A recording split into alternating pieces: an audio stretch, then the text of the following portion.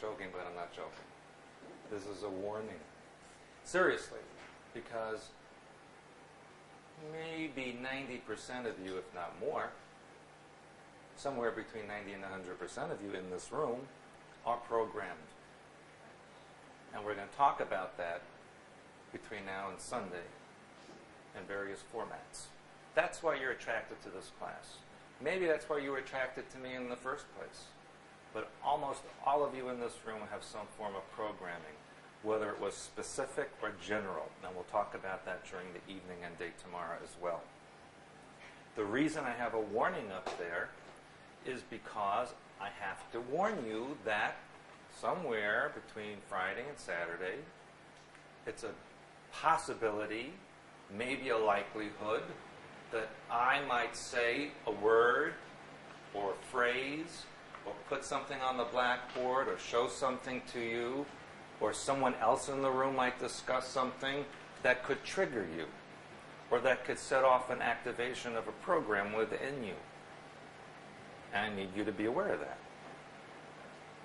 Now, during the course of the weekend, you will learn certain techniques on self-deprogramming. And there's a difference between programming and deprogramming. Tonight we're just going to learn the history and get into that, because you need to know the background. If at any time any of you feel like you're being activated, remember to balance yourself, to ground yourself.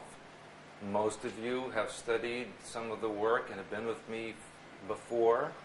In fact, I think just about all of you know how to use these techniques, the color brown, grounding, etc.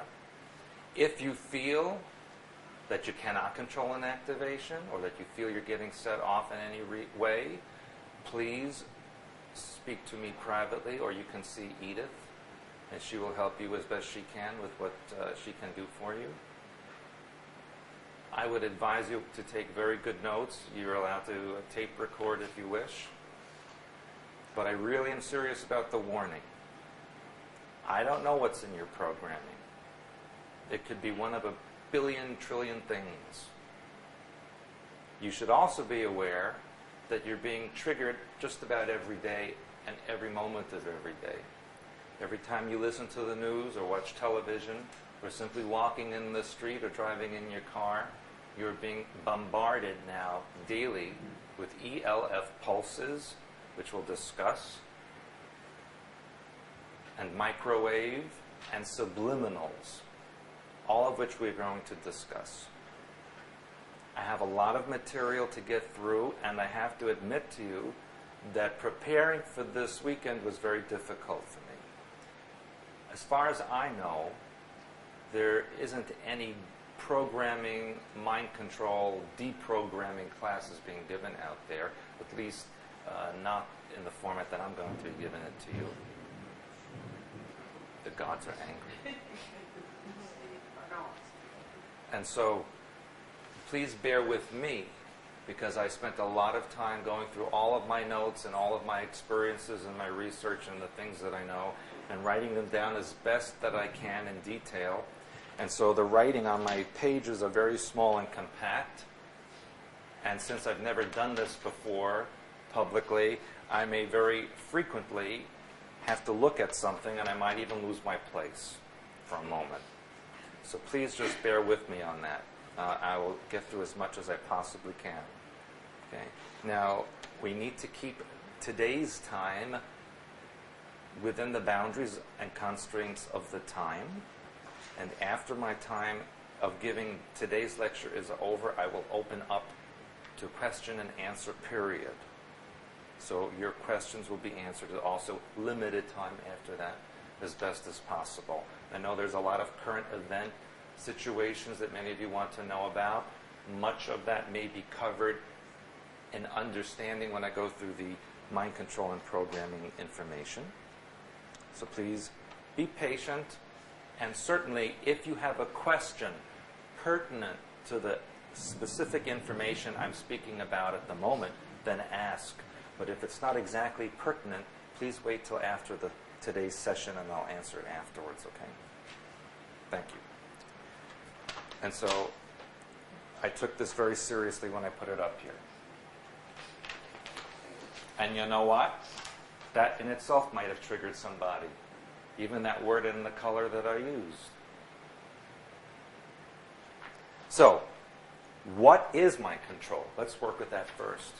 What is mind control?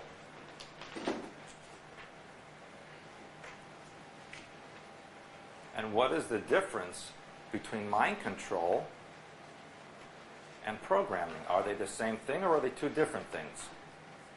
Who knows? What ideas do you have? Anybody? Well, I think they're very similar. Programming, I could see on one level can be just a cultural program. Growing up in a culture, growing up in family, religion, that's all forms of programming. Everything just meet your day. To me, mind control would then be a deliberate programming done by someone for the purposes of altering their consciousness to their purposes. All right. What I wrote down here was that mind control is the ability of a person or thing to have manipulative ability over another. And that doesn't mean it's artificial or natural. It could be either way. So it's the ability of a person or thing to have manipulative power over another. That's mind control. Anyone need me to repeat that again? Okay. Then what is programming? Programming is the imprinting and compartmentalization of a person's thought process or mind pattern for specific purposes. I'll repeat that. Programming is the imprinting and compartmentalization of a person's thought process or mind pattern for specific purposes.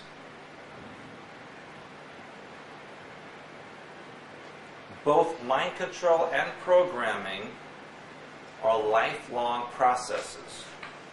In other words, it's not that you have a session or two and you're done. It's over the course of a lifetime, and the details of that we'll get into tomorrow. You should also be aware that in both programming and in mind pattern, or mind control, it is the number 3 is very important. And if you remember,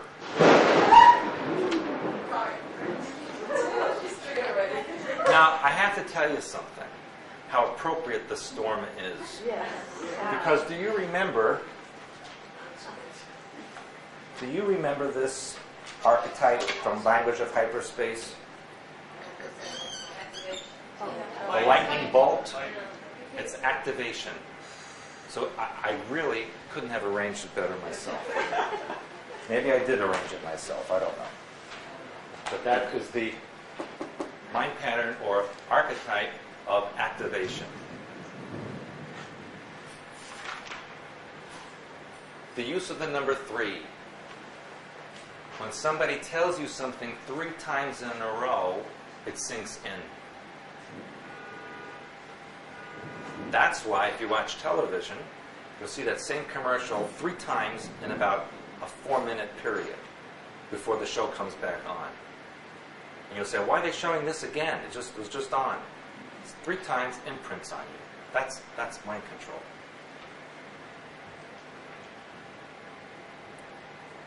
And that leads me into the history of mind control and programming. How long do you think mind control and programming have been occurring on this planet? Since day 0. And it existed before any civilization on this planet existed. We're going to get to that. The question, what was the purpose? The purpose of mind control and programming, why do you think? Now, those of you who've studied with me before, and most of you have, and know about galactic history and DNA, what type of beings were most involved in controlling and manipulation? Sirius, and who else? Who gave them the? Well, who did they give the technology to? The reptilians and Lyrians. Yes, absolutely, both. And why would a civilization want to program their own people? To, number one, perpetuation of the civilization. No deviation from what they want the population to do. That's the overall concept of the reasoning behind it. The continuation of the population, of the civilization, without deteriorating it.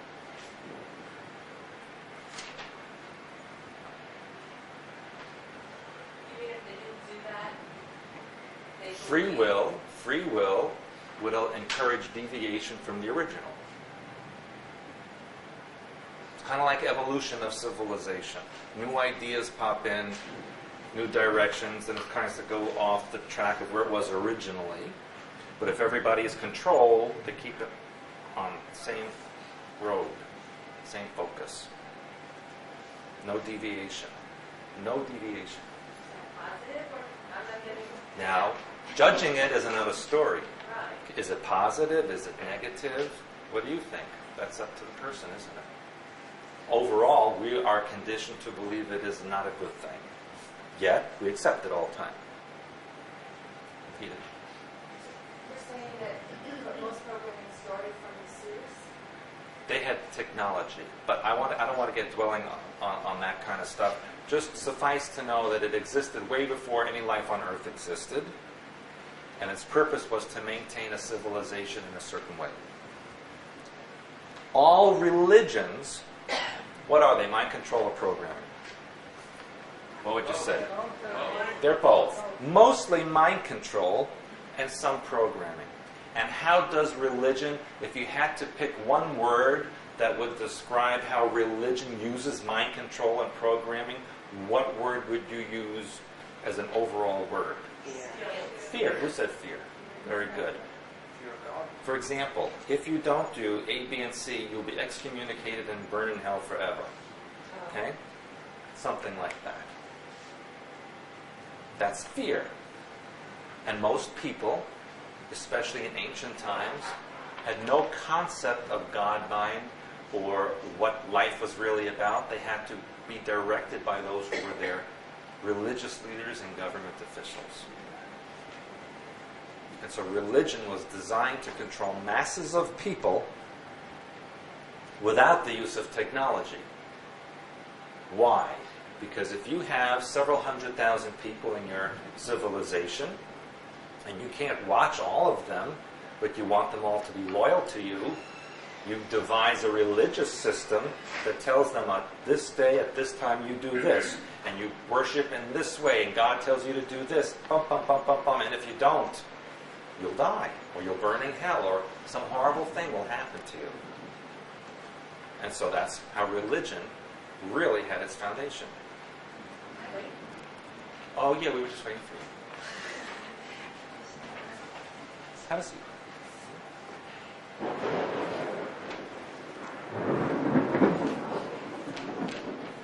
One of the earliest known organizations that used mind control and programming was actually discovered or found out about in 1298 by Marco Polo in his travels through Asia.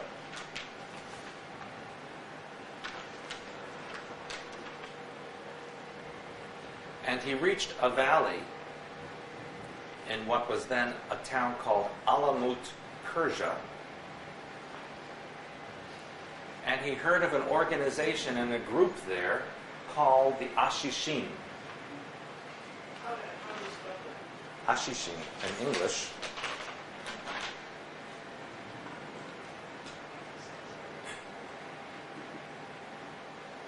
That was in Persia.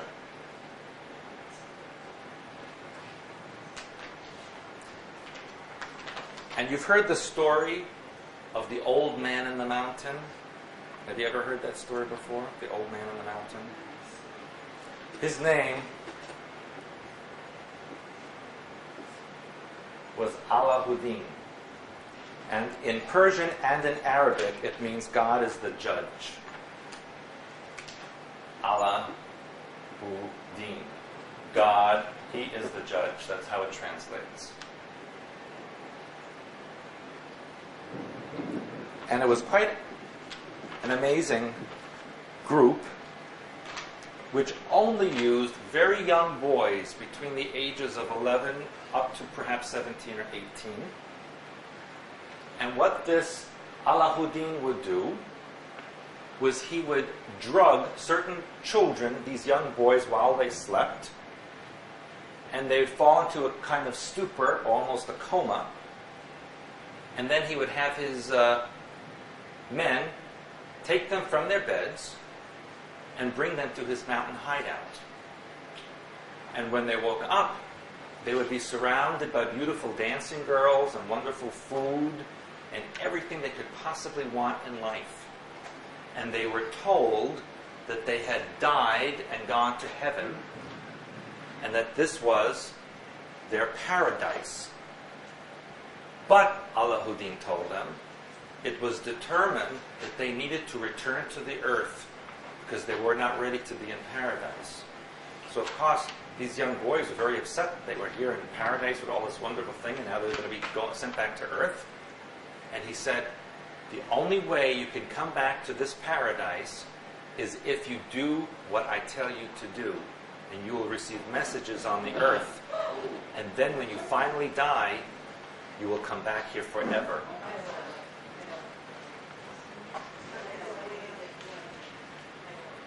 And so he would give them a potion to drink again that would knock them out.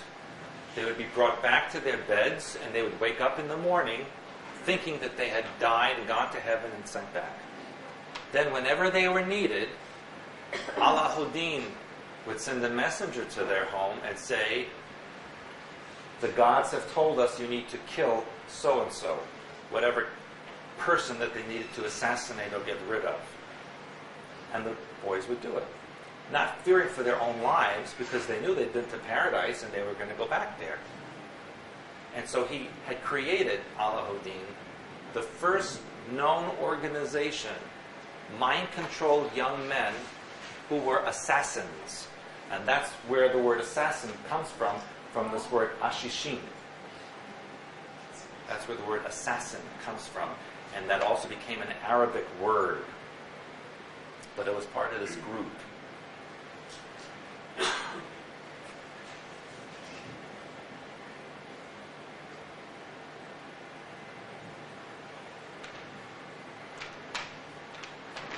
If we go back in time even further, may I erase this?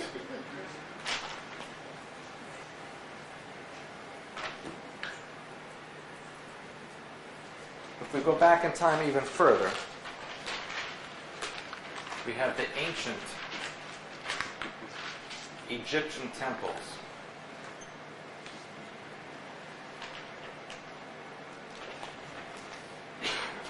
That were run by the priests of Egypt under the direction of the Pharaoh. And it was in ancient Egypt that secret ceremonies would occur in the temples that were not allowed for public view. These were left over from ancient Sumerian and Atlantean and Lemurian rites. And it was in ancient Egypt that the rite of the Mesa was performed. And you may have heard of me talk about this once before in galactic history. And Mesa was the name for crocodile fat from the Nile River, the crocodiles in the Nile River at the time. And they would take the fat of the crocodile and smear it over their bodies. And that's where in the ancient Bible it comes to the term, anoint my head with oil. It comes from the oil and the fat from the crocodile.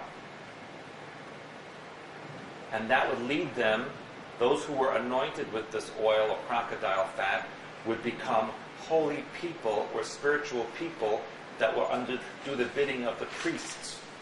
This word, over the years, in the ancient Hebrew language, became Moshe, or Moses, which is what the Bible is really talking about there as far as the story is concerned.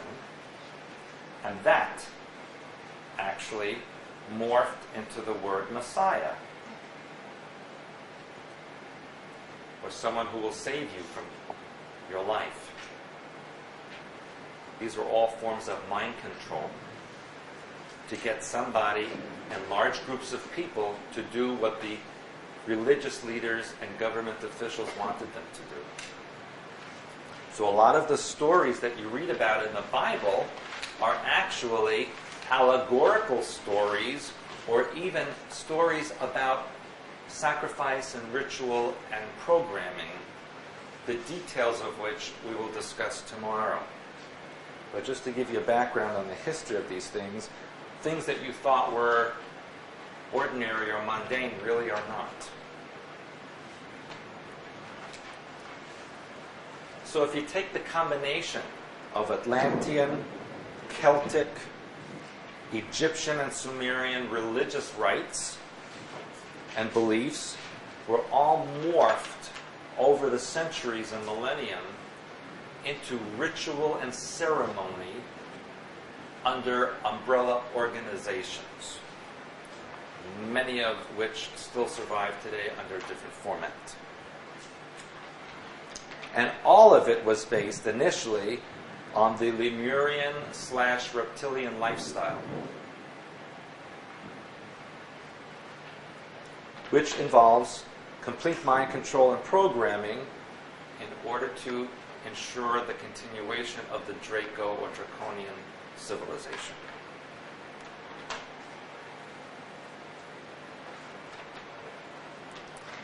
Now, over the years, different civilizations use different methods. For example, the Roman Empire, and even into the early 20th century, programming was done via potions, torture, blood ritual, and imprisonment, which were performed by secret societies and cults. Yes. The Roman Empire, and leading up into the 20th century, programming was done via potions, torture, blood ritual, and imprisonment, which were performed by secret societies and cults within the civilization.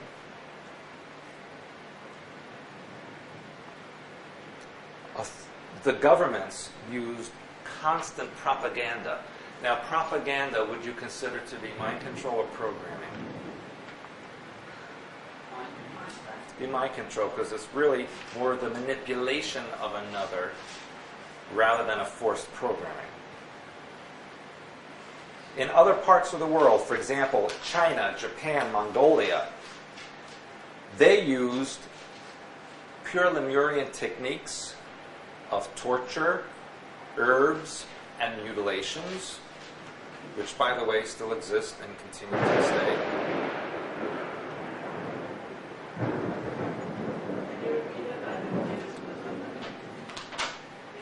China, Japan, and Mongolia use pure Lemurian techniques of torture, herbs, and mutilations. The Inca and Maya and Aztec used potions, herbs, sacrifice, tattoos, and skin carvings for their programming purposes.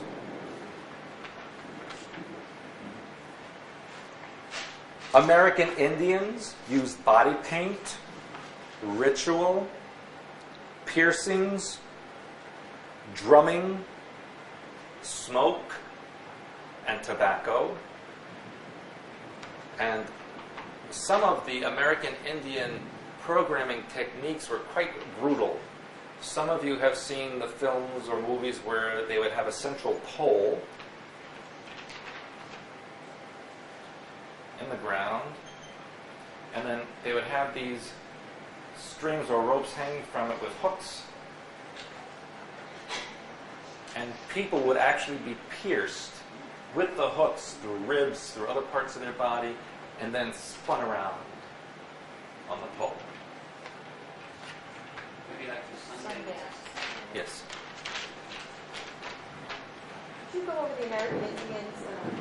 American Indian used body paint, ritual, piercings, drumming. By the way, drumming is part of the sound frequency which opens up certain parts of the brain for programming. We'll talk about that tomorrow. Smoke and tobacco. Now, smoke and tobacco are two different things. Smoke is from the fire that they would create, and tobacco, of course, is what they would smoke separately. In India, they used tantric practices, which actually involve the chakra system,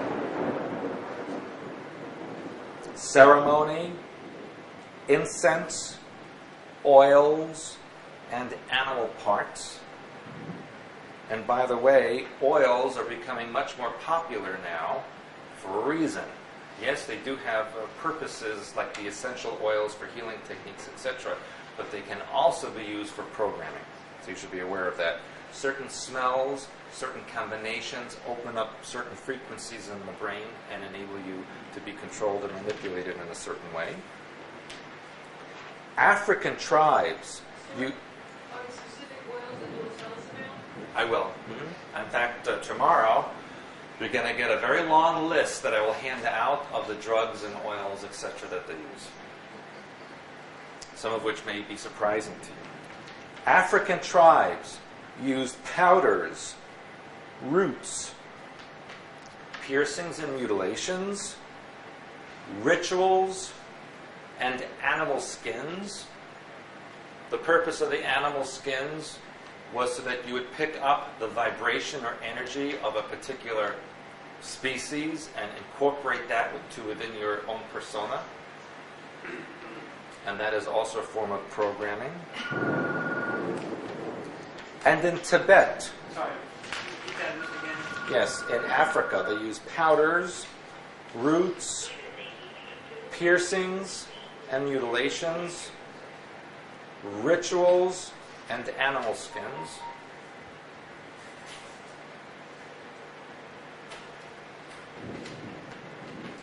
And in Tibet, it was the use of isolation, mental abuse, cold, altitude, inculcations, which is the mantras and the chanting. And despite what you've been told about Tibet, they actually were quite brutal. One of the things they did as far as mind control and programming was concerned was to actually take an initiate and drill a hole into their forehead until it reached the pineal gland, straight down. And then they would use drugs and other herbs and incense to activate the pineal gland. It was quite a painful. They actually went right through the bone. Ram did a whole series of books about his initiations on that. Very, very painful process.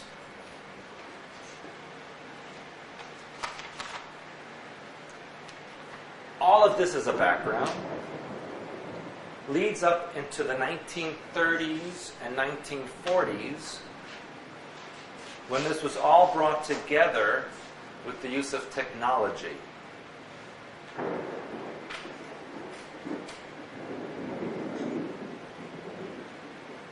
Why was it necessary in the 20th century to use technology for mass mind control and programming? If you remember, I believe I discussed this with you a while back, in the 1860s, there was an Illuminati meeting in Europe for what they called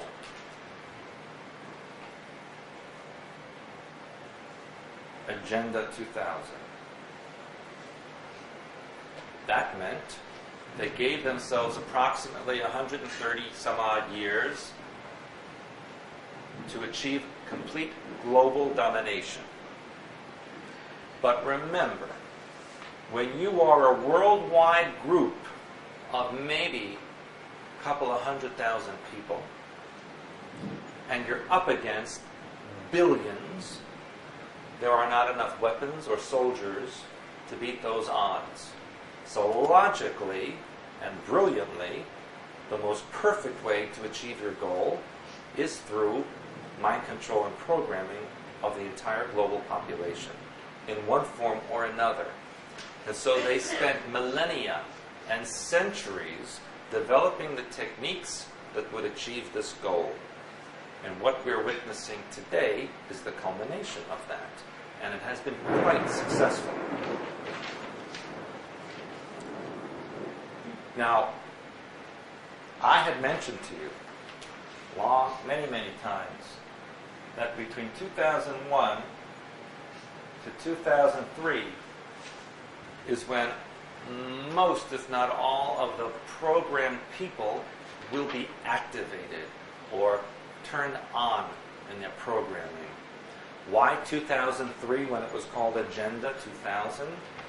Those of you who've been with me for a while remember that in 1363, a British king was coronated and decided in honor of his coronation that the following day would start the year 1366,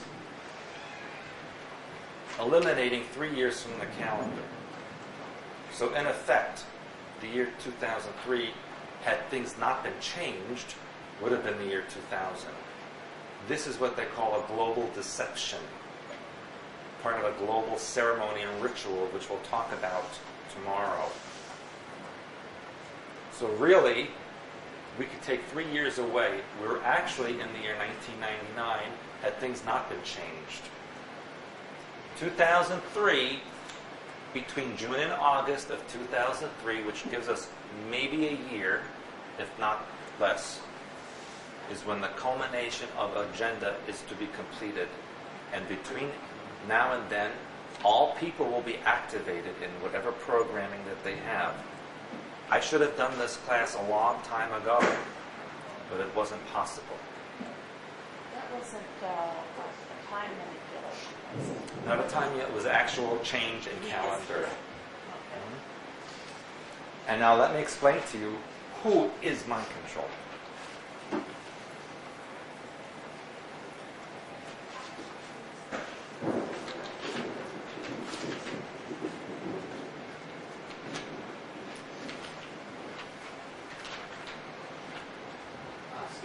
What was the name of that king?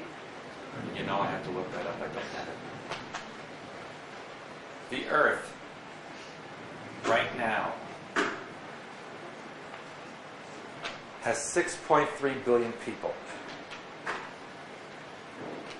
The United States has an approximate population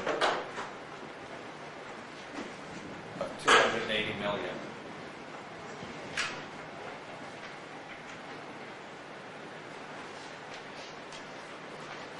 1 to 2% of the entire global population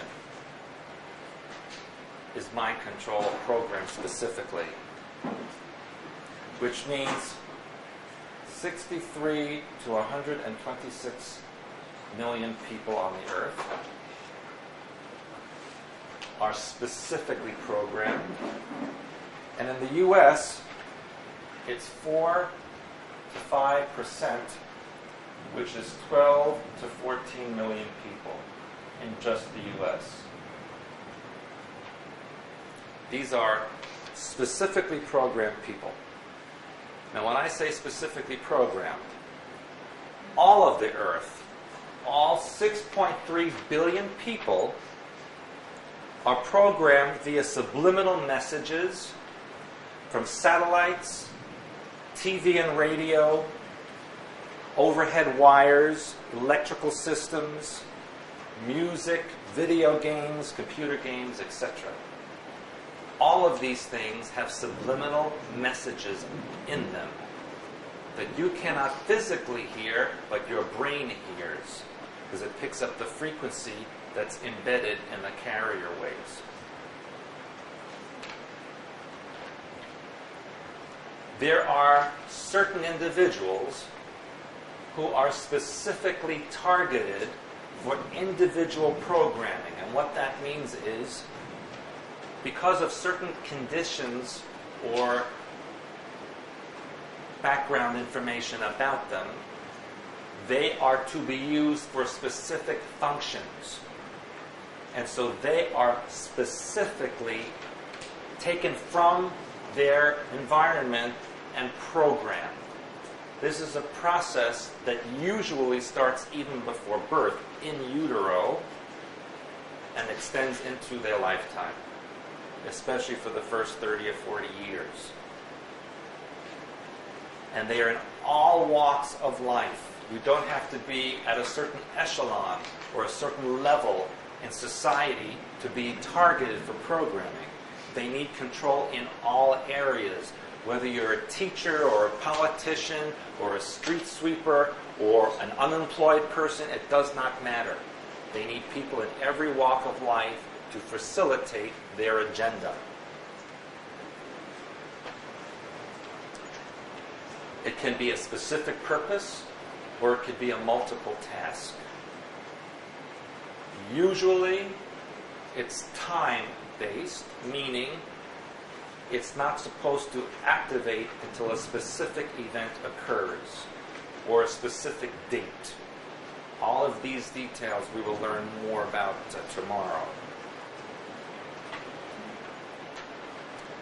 And so then the next logical question is, who is chosen for programming? What are the basic requirements?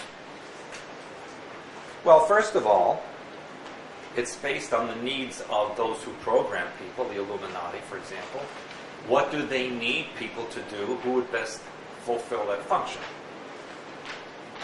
It is also based on genetics. Now, all people of all races have been programmed.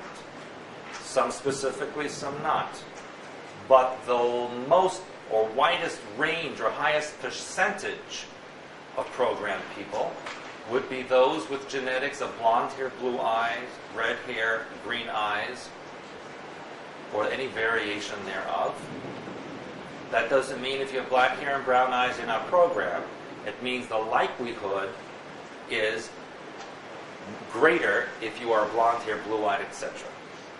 Why? Because those genetics are more easily programmable. But here's the thing. Let's say you have brown hair, brown eyes. Does that mean that it's not as likely? Look at your genetics. Do you come from a lineage of people with those genetics anyway? If you do, then you have the recessive genes within you that are programmable. So you have to look at that aspect as well. There are many brown-haired, brown-eyed people walking around who are heavily programmed because of their family histories and genetics. It's not only the physical characteristics, but the history and background as well. It requires a high IQ. They look for intelligent people, and especially people that have certain talents and abilities. Now remember, I warned you many, many times about identifying children who are considered high intelligence, psychic, etc. What the New Age is promoting as indigo children. Very, very dangerous. Remember I said to you the word indigo is a code word for indicate or label. And when next year comes, if not before, and there is a rule and a regulation about the use of these abilities, They're going to confiscate children that have been identified with these capabilities. They'll be taken away. So be careful what you do with that. So you said that before now you weren't able to teach this because it wasn't possible. What are your thoughts on that? Is it because you weren't ready personally, or there was something else going on? Well, I wasn't ready personally to do it because I had my own programming issues, which I still do. And there wasn't an audience ready to hear it. It really was the events of 9/11 that woke some people up. Because for years I've been saying such things would happen. And no one believed it until it happened. Then they woke up. And then, quite honestly, I found my work shifting, especially in the last 3 months, from working with people who had mind pattern issues, healing issues, all of a sudden started switching slowly then rapidly to people who were totally mind control and programming. So I'm doing it almost 90% or more of my time.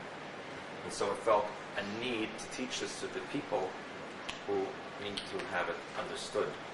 Because it's happening whether you realize it or not.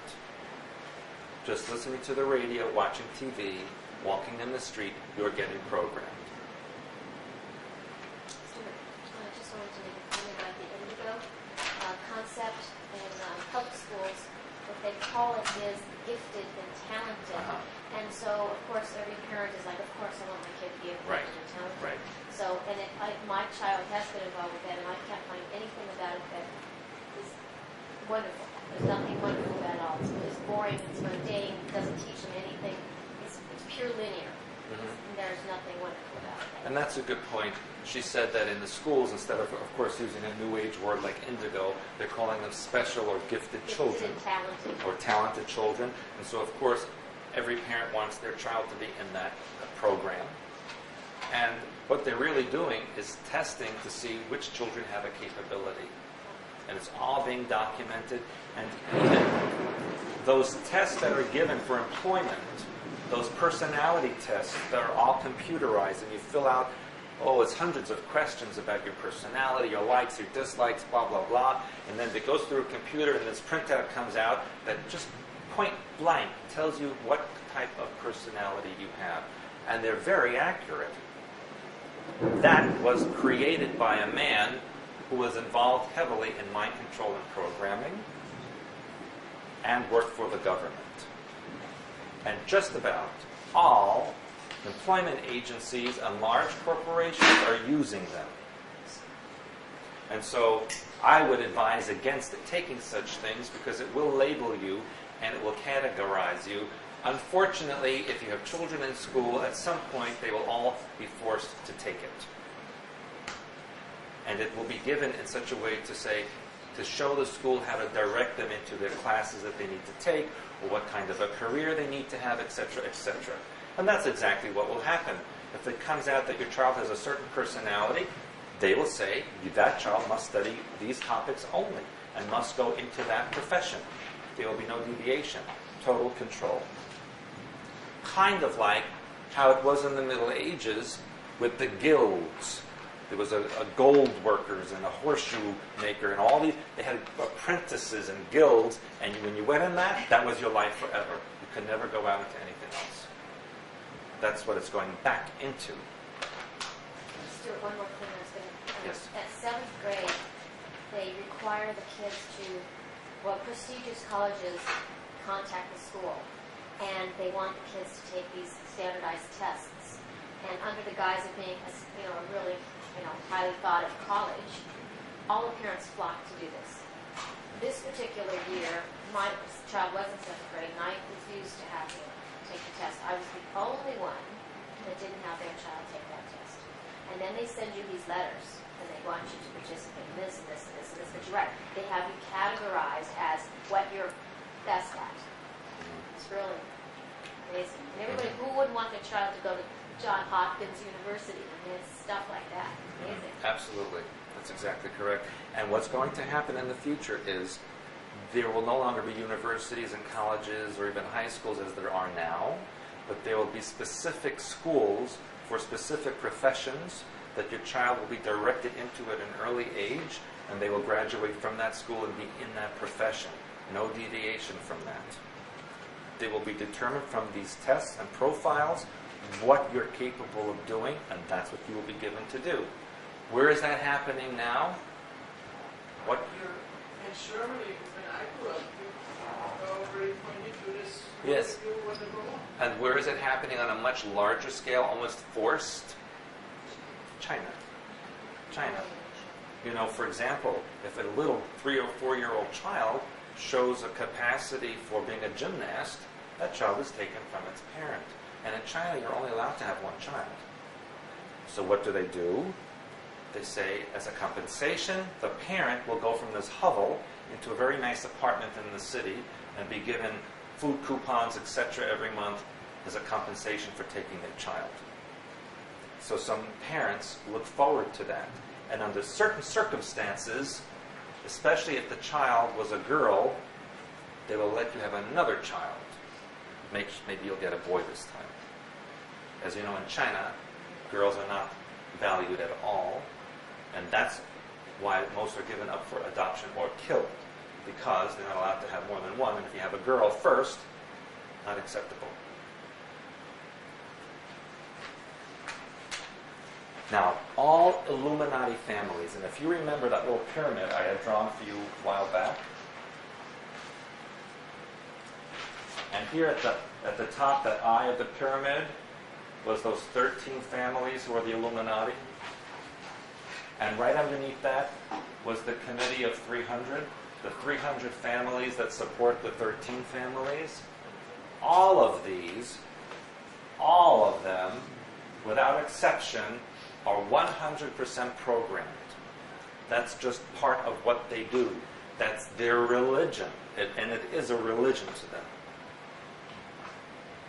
Program the child so there's no deviation from what they must do for the civilization. And all of the rest of here, the masses and all the other layers, and there are 13 layers, by the way, all the other people in the other layers are controlled to some degree or another, whether specifically or subliminally.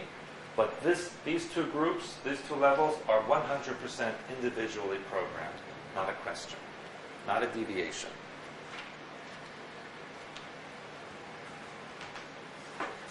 What happens to people when they are not programmable? What happens to people when they are of a genetic background that is considered not programmable or not easily programmable, and too much dissidence within that group or species or race? What is the result? Out. Yeah, where is this happening? Africa. Most of Africa is being destroyed. Where else? Prisons? Well, yes, but prisons are used mostly for experimentation purposes. Latin America, the Aborigine people, a lot of the Asian people, all being eliminated to one degree or another because they're not considered programmable. There is a small percentage that is kept for what? Service people, slaves, etc. Absolutely. If you go to a hotel in Australia, who are the housekeepers? Not that many of them. Who is now the housekeepers in Australia? Hispanic people and Vietnamese, etc. Hispanic people in Australia. What makes those groups of people not programmed? Their genetics. The way their genetics are constructed does not allow for mind control programming ways to easily access the mind pattern.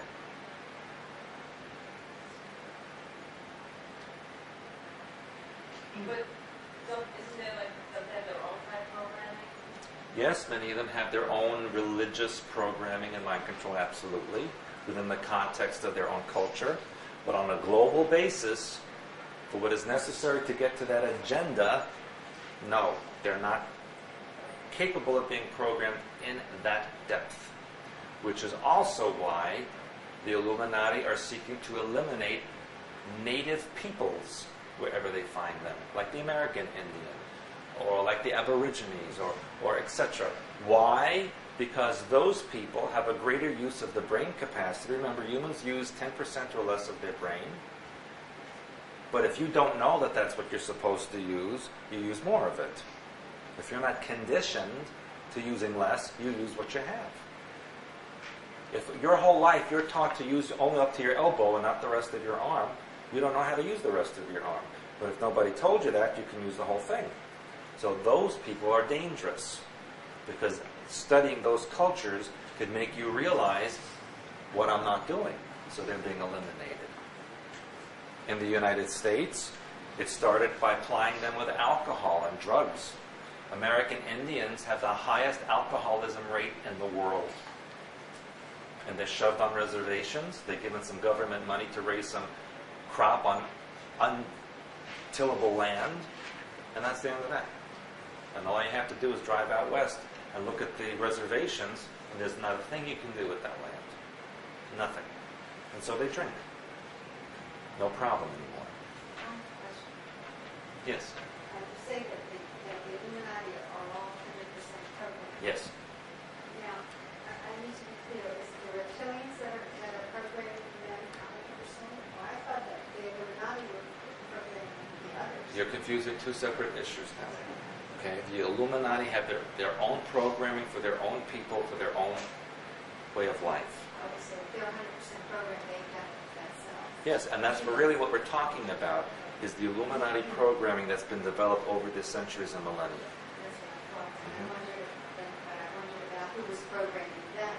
Well, that information or that programming initiated eons ago when this planet was colonized, and it morphed into what we have now over the millennia. It's really the same thing, new version. Okay? Now, what else do they do to people who maybe are necessary but not programmable? You're seeing it happen right today, is on the news weeks ago. What are they doing to those other people? Chips. Putting chips in them. The chips can override mind pattern and tap directly into the nervous system and manipulate brain waves. We're going to learn how that works tomorrow when we look at frequencies and hertz levels, and when we do the parts on technology. They also have created viruses and bacteria over the last 50 years through experimentation that they've injected into people to see what results it would have on the genetics, on the mind, and on the body. That finally led into what we now have as the flesh-eating virus. That was the culmination or result of all these testings of viruses and bacteria on people.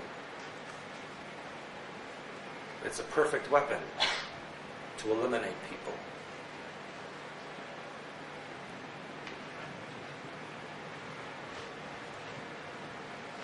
Originally, the test subjects that they used to use were derelicts, prisoners, orphans, homeless people, drug addicts, or generally anyone who would be considered expendable or who would not be missed. That was the original test subjects within the last 100 years. Illuminati, Committee of 300, and those who have the proper genetics, as we just mentioned, their programming has been generational. Meaning, if you're programmed and you have blonde hair and blue eyes, it is more than likely that your ancestors have been programmed in the last few hundred years in your genetic family history. And it's passed on. Because as we're going to learn, that programming actually becomes part of your genetics and can be passed on to your descendants. Makes programming a lot easier that way. Regarding viruses and bacteria, would you say most of the viruses and bacteria that are pathogenic are just part of our mind pattern being manifested, or how much of it was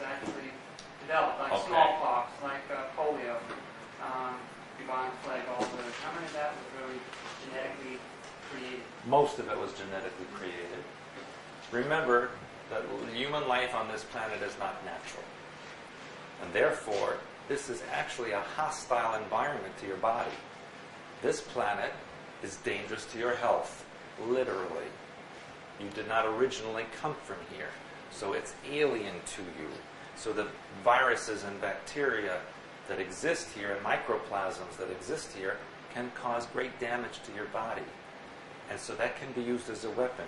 If you take that and you enhance it, change the genetics, as in the AIDS virus, for example, then you have a tremendous weapon that can be used against large groups of people.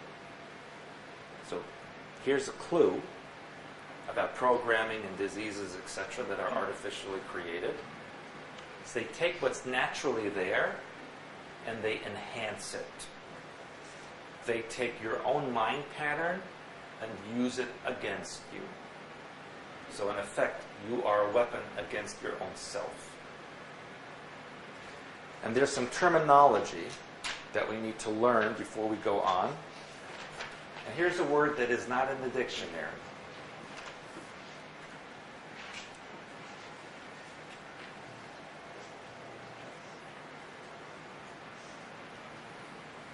Cryptocracy. Now, who speaks Greek? Secret society.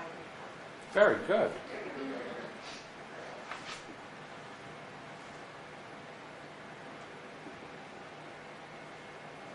The Illuminati like to call themselves the cryptocracy, the secret society. This can also be not only society, but government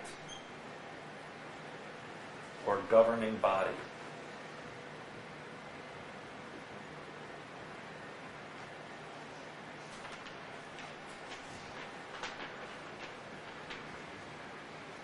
Now here's something that you don't know.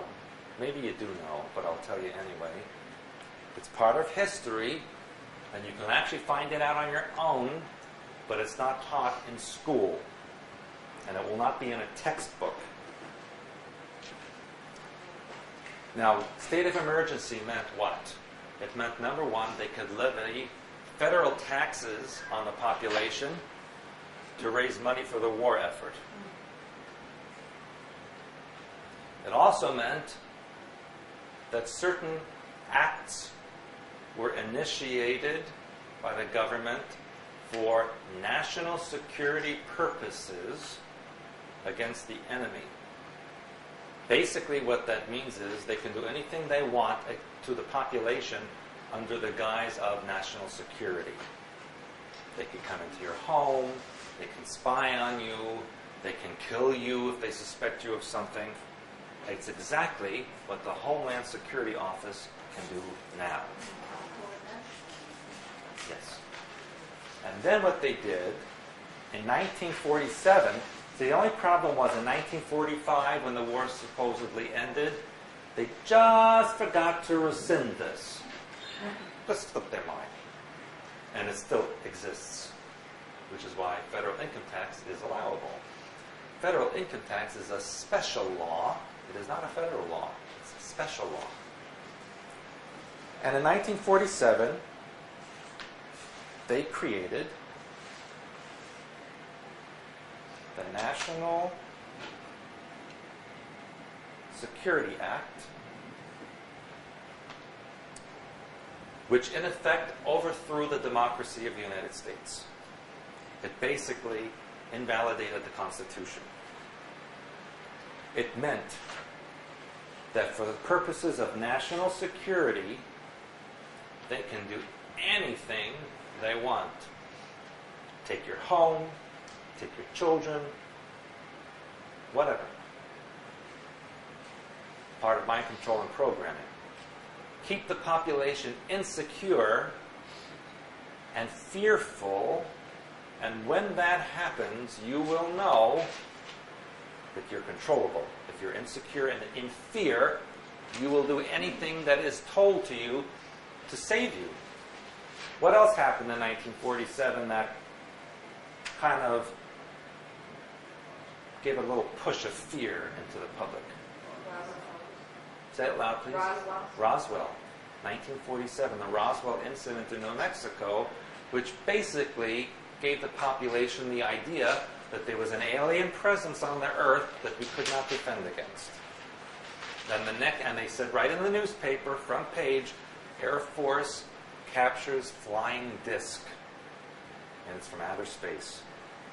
Next day, it became a weather balloon. That's how they play with the mind games. Put something in your head and say, oh no, it's something else. What does that do to your mind pattern? It fractures your mind pattern. Well, is it this? Is it that? They said this, but it was that. Confusion, doubt, split, control. Roswell incident was staged. That was not a natural event. It was a staged event. Also does something else. If they shift it to, it's a weather balloon, you still have that fear there of something. It doesn't go away. It's just Right, it's always there under the until surface. another Exactly. incident. And then from that point on, there was a UFO craze Yeah. till this day. What else happened in 1947 that is not ever publicized, but you can look it up in military records? Anybody know? Helga, you might know. Sure. I'm serious. I'm not going to tell you I was told from them to you. Probably. People who make jokes like that are actually telling the truth.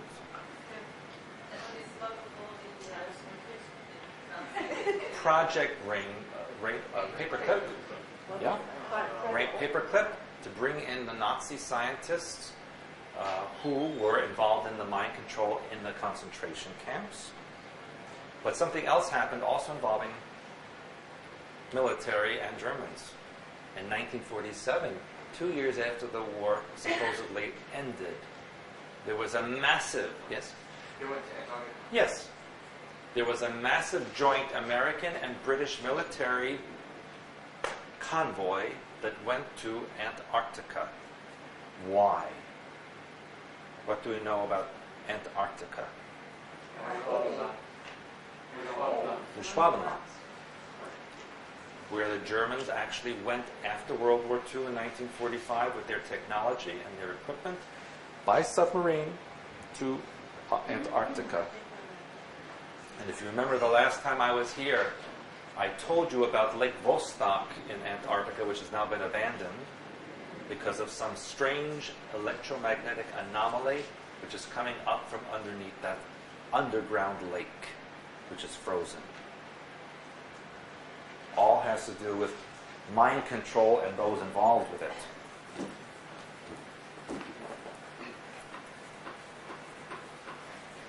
Now we're going to get into the nitty-gritty.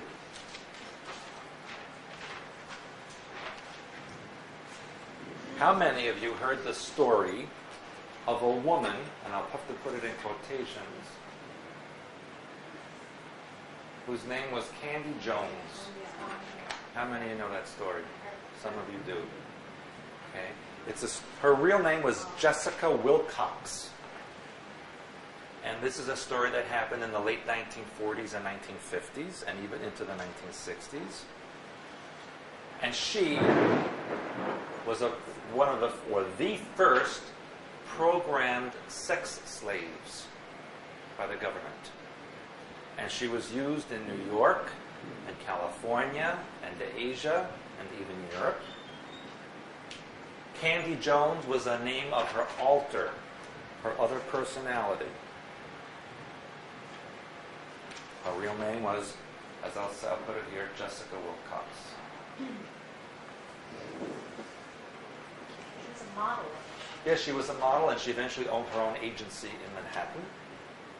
And very often she would get a manila envelope in the mail, and she'd open the envelope and she'd go into Candy Jones. And she actually was a pinup girl in the 1940s during the war. A lot of military people had her up in their walls. And she was the first known woman in the United States to be used in this manner, which eventually became known as the Monarch Programming, which we're going to get into. tried to kill herself many times unsuccessfully. Went through a lot of therapy. Knew a lot of well-known, high-level people who basically used and abused her. She became the prototype of the monarch sex slave. Which, by the way, even though there's mostly women in this program, there are also men. Although it's not as common. Her programming in those days used a lot of hypnosis. So that, and there were shots taken of such people where they would actually have the person go into the altar and then take a cigarette and burn their skin while they're talking to them. They felt nothing. Or they would take a pin or a clip and or a needle and jag right through the skin in their arm or their face. No reaction. Take it out, no wound. Go to the altar, to the original personality. The original personality had no memory of the event. Therefore, the body responds to what the mind remembers and does. No wound. This is also how you can be taken and programmed brutally and have no mark on your body. Because if you return to a different alter personality, which does not remember or have the experience, the body will not show that experience. Remember what we learned in language of hyperspace and in healing techniques. The body does what the mind tells it. The body does not lie. The body has no memory of an event. There is no evidence of an event. Cellular memory. Cellular memory of who is in control. Who is operating the genetics at the moment. That's what will be shown. There have been personality compartments or alters within the same person who have been in surgery or who have an allergy or who are mentally ill. And then when they're in an alter, those manifestations do not show because it's another personality. That's actually multiple personality. We're going to talk about that. There's many forms of MPD or multiple personality disorder. Some is programming, some is natural, some is something else. How about when people get like skin grafts and eye transplants on the pig, and then they start taking on, well, from other The people, characteristics. similar characteristics? Yes. Don't They're talking about they? energetics. Cellular memory, isn't it? Yes, but it's foreign cellular. It's not from that person's body. There's the difference. We're talking about an alter within the same body, same cells. When you put new cells from a different body into that, that's a different story. Okay, that's a matter of energetics. Jack Schwartz, German Jewish man, who was in concentration camps. He did a lot of New Age stuff because I saw him do all of that. They were beating him on, Yeah. on. Yeah. And the Germans let him go because they were terrified. Of course, that's all stories. I'm going to get into some of the histories right now. First of all, what is brainwashing?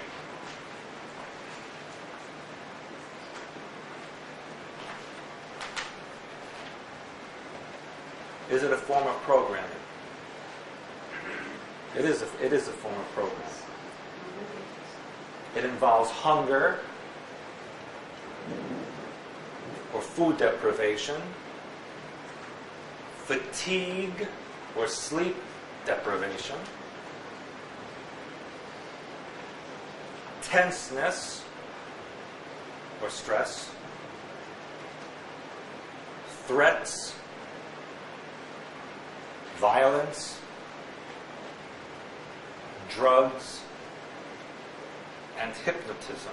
All of these are components of brainwashing, which is a form of programming. It is mostly done by military of an enemy nation who is trying to get information from a captive person. But it can be done in other circumstances. Most of this work involving mind control and programming in its modern form was developed by the Nazis, particularly Joseph Mengele, who was known as the Angel of Death. And despite what you may have learned, Mengele was brought to this country under Project Paperclip to continue his work.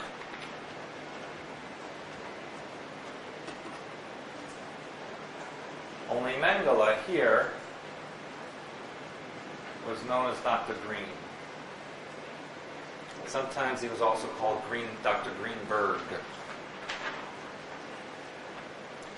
He went to or worked for the OSS, which was the Office of Strategic Services back in the late 40s. The OSS became the CIA.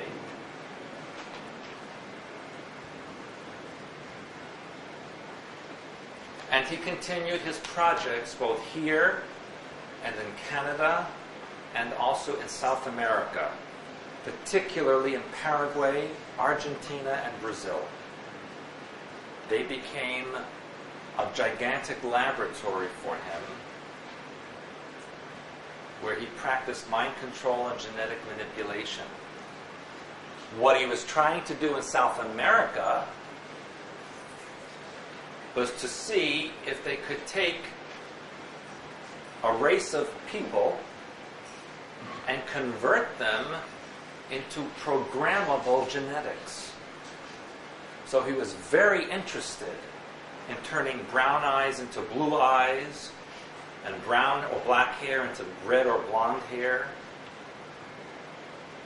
And he worked a lot on the Indians in the Amazon, and then the indigenous population in Paraguay and Argentina. In fact, a movie was made about it, I believe, in the late 70s or 80s called The Boys from Brazil. It was a book and then it was a movie, and that was based on Dr. Mengele's work. Yes. And in fact, he created a program that he started in Germany where he would have genetically altered babies that were artificially inseminated or induced, and then he would give them to other people to raise. He did this specifically in the United States and in Scandinavia, where he would look for donors, man and a woman, who could then create a child. The child would be taken at birth and placed with a family that was part of the program. It was a Lebensborn program. It's called Lebensborn. Started in Germany and continued in the United States. Many of those children were placed in Pennsylvania, New York, Minnesota, Wisconsin, Nebraska, and California, in families who were of German, Austrian, or even Eastern European descent. I can read it. What is it? Leben what? Born. Born? Lebensborn. Or born?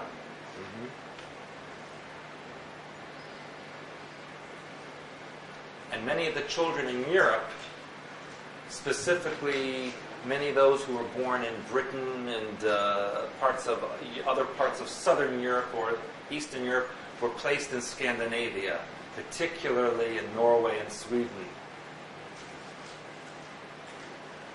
There was a crop that they developed, which is now matured, and which is in control of certain things. Yes? What year is this done? This was done 1940, actually 5 to approximately 1970. That was the main part of it.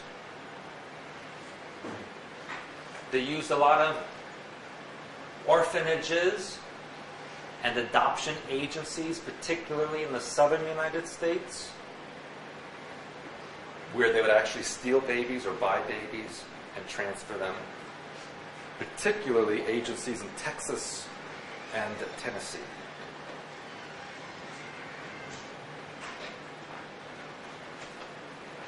This doesn't happen so much anymore. That product is over. May I erase this?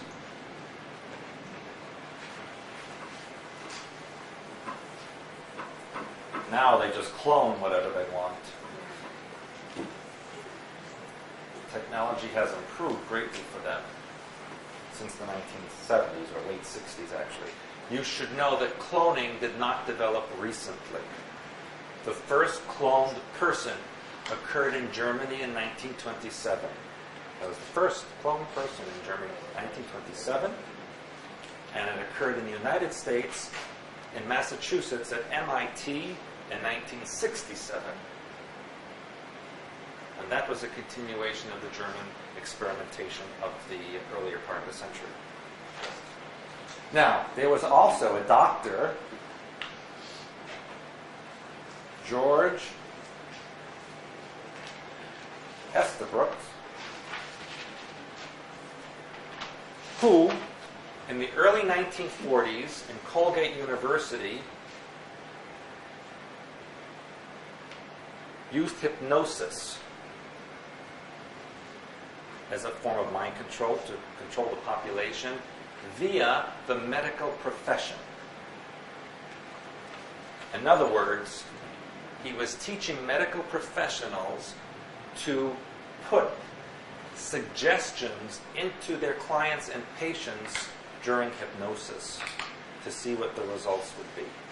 He felt that this was a good way to control the population because if people were to go to their doctors or to their psychiatrists and get hypnotized, we could easily induce suggestions in the population that way. Of course, that idea developed before television and radio were really that popular, and so it was not very useful for the general population for a very long period of time. That was early 1940s. That led to Dr. Watkins in 1947 again. And what he did was to induce criminal behavior in his patients through hypnotic suggestions. So that any one of you whom you might consider to be a kind and patient and calm person would go to a person like Dr. Watkins, and you would come out to be a criminal, a violent person. Why? Why? How could that possibly happen? Because you are all capable of anything. Within you is a wide range of possibilities. Not all of them are developed. But a trained hypnosis or hypnotist can get into your mind and bring out everything that's been buried or suppressed that you consider negative within you. And make you that the operative personality. It's been said that they can go in and do something that you wouldn't consciously agree to. Correct. That's correct. You can't.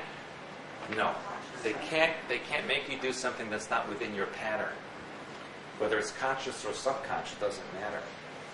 But they can make you do anything with the right controls, with the right patterning. And this is a detailed and intricate science. This has developed over thousands and thousands of years. But isn't there some things that won't stick? You know, that if you're being directed in a certain way, that you consciously will just not do it? That's why they use programming to create an alter who will do it. So that you, as Margot, may not consciously want to throw a brick at somebody, but Margot 2 would. And Margot 1 do not May not ever even know Margot 2 exists. Unless you did deprogramming, which we haven't gotten to yet. Now, to continue, and this name you will have heard of,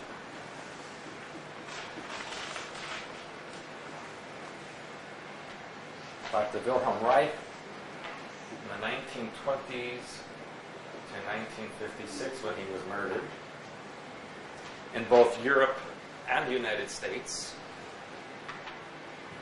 he was the one who learned about orgone energy,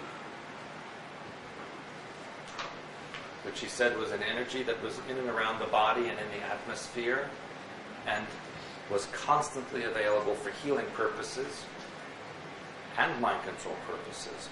Most of Wilhelm Reich's work is not available to the public. Lately, there are books out about him, but they really give a minute amount of information of his actual work. The real bulk of his work is not available to the public and is actually considered to be illegal in the United States. It involves mind control and programming through sexuality and the use of the energies of the sexual part of the body brought up into the mind.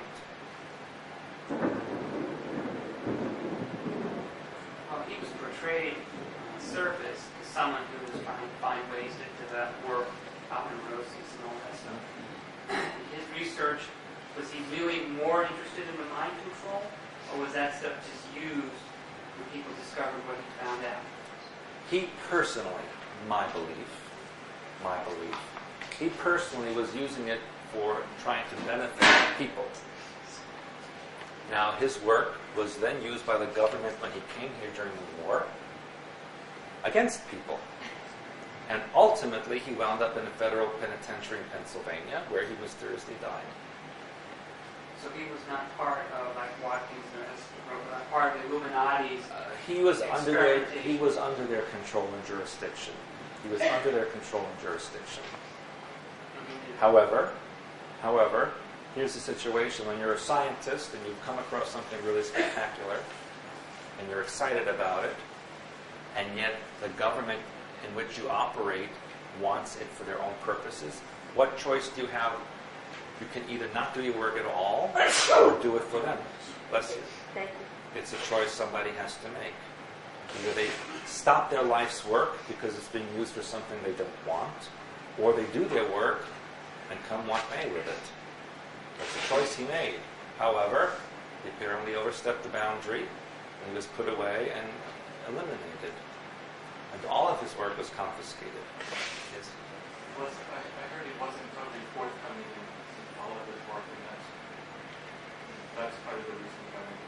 Well, he wasn't forthcoming because he knew what it was being used for. So there was some semblance of character there. But, if you read about his personal life and his family life, you can see that he had difficulties and maybe wasn't the nicest person to be around. But that's, again, personal matter. He's not here to defend himself. But here's the most important name that you should remember.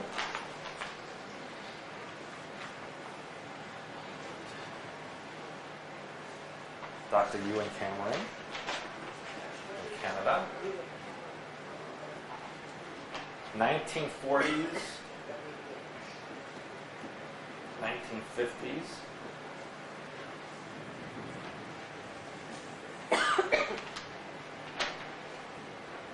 His work became the basis for monarch programming. He was from Scotland and moved to Canada and operated in Quebec and Ontario and worked in mental facilities where he would perform intensive electroshock therapy on patients. He would also keep them in deprivation, induce sleep, induce waking periods, create very unpleasant circumstances in order to entrain the mind into being something else. Literally, to break or fragment a person's personality. His work, successful with patients in Canada, was then brought to the United States. Hence, we got Candy Jones. And from her, many, many thousands subsequently. There may be some monarch people in this very room? Most likely there are.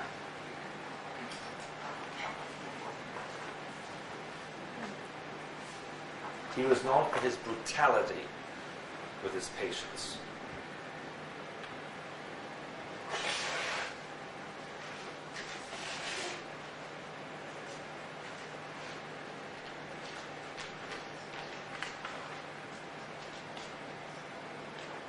And just before this actually occurred,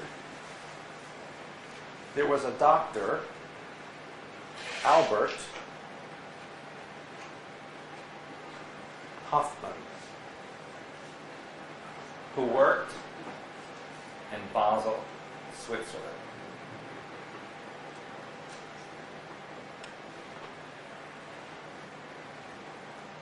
And he worked for Sandoz Labs. And he was experimenting with rye fungus and developed what we now know as LSD in 1938. By the way, he went on to form Hoffman-LaRoche Laboratories. But in 1953, the CIA purchased 100 million doses of LSD from Dr. Hoffman in Switzerland. They said for experimental purposes. 100 million doses. And as you may know, in the early 50s, that they purchased this in 1953. And as you may know, subsequently, they performed tests on military personnel, CIA personnel, and the general public without their permission, or without the participants really knowing what was being given to them. One very famous case in New York in the 1950s was the CIA agent who jumped to his death from the hotel window. You remember that story? Only recently did his family sue the government and actually received a settlement. His children, grandchildren, received a settlement. And they had his body exhumed. And they actually found that he was dead before his body left the window of that hotel. His skull was fractured in a way incompatible with a fall from the building. So he was murdered and thrown to make it look like a suicide, and even had a suicide note. Were those doses used for the 60s and the, I'm about to get to that. But you should also know in the 1950s and 60s, as close by as Pennsylvania and New York City, the government sprayed bacteria and viruses and narcotics in the atmosphere to see how it would travel. Those of you who've ever gone along the Pennsylvania Turnpike, you know those tunnels that go through the mountain? There's, I think, 5 of them that go through the... Well, in the 1950s, during 1955, during Thanksgiving week, the government sprayed influenza strain that they created in those tunnels as the holiday travelers passed through with their vehicles to see how it would spread and who would get sick. They also paid the city of Winnipeg, in Manitoba, Canada, several $1 million to dump from airplanes virus and bacteria over the city to see if it would infect any of the population. And the mayor of Winnipeg agreed to that. They also sprayed nuclear or radioactive material in the subway systems of New York in 1950s and 60s to see what would happen. They never told anybody they did this, and only recently have they revealed even a small part of it. Only recently have they revealed that in the Navy in the 1960s, they purposely gave injections of illness to sailors to see what would happen, and people died. What is it with the West Nile disease? What kind of sickness do they spray there? The West Nile disease. Yeah, yes. They spray. This is not. It has nothing to do with West Nile I know. illness. What kind of sickness is that they spray there? This has to do with what we call a microplasma. It's not a bacteria, it's not a virus. It's actually smaller than that and requires special equipment to be seen. It's a third category of infection and disease that only recently has been revealed. In fact, it's the cause physically of fibromyalgia, which up till recently doctors said was a mental illness, which actually all illness is mental illness. But there actually is a microplasma that causes this. So West Nile disease does not exist outside of the Nile Valley. That's why it's called West Nile disease. It doesn't exist in areas that don't have the same climate. Understand? Yes, but the thing is, 2 years ago, they wrote Italian TV, another newspaper, when they wrote spray, close your windows, blah, blah, blah. Last year, they told you when afterwards when they did it. This year, they just talk, but they don't let you know anymore when they spray. So They're spraying everywhere. They're spraying, it just showed up in Ohio. It just showed up in Louisiana. It's constantly moving west, west, west, west, till everything is covered. And the reason is they are creating illnesses to eliminate certain segments of the population. Animal population, by the way. Let me continue. We left off here with the LSD. That's what I'm going to talk about now.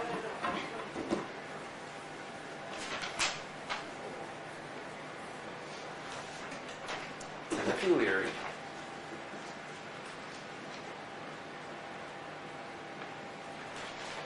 who was at Harvard University and was funded, now watch this, funded by this organization.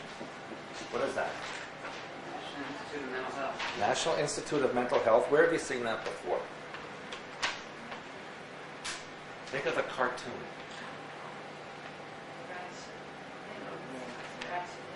It's called The Secrets of NIM. It was a whole series of videos for children not long ago. I believe it was about a mouse or something like this. So this went from a government organization to a child's movie. Now, NIM, or National Institute of Mental Health,